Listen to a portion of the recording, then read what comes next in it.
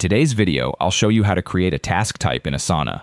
Task types let you group similar work together and give each one its own set of statuses, so a design request can move through different stages than a bug report or a content draft. It's a great way to keep varied work organized under one roof. Let's jump in.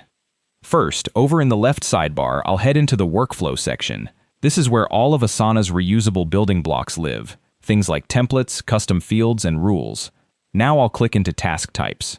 This page lists every task type in the workspace, along with who created it and how many tasks are using it right now.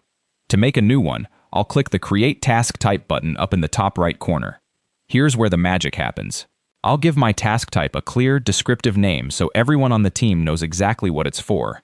I'm going to call this one Design Request. Underneath the name, you'll notice Asana already sets up a helpful set of statuses for us.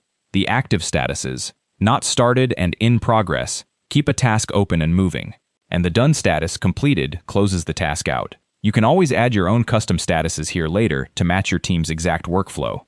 For now, the defaults are perfect, so I'll go ahead and click Create Type to save it. And just like that, our new Design Request task type is ready to use. From now on, anyone on the team can tag a task with this type and track it through its own custom stages.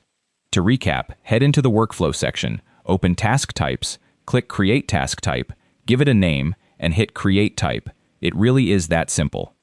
Thanks for watching, and happy organizing.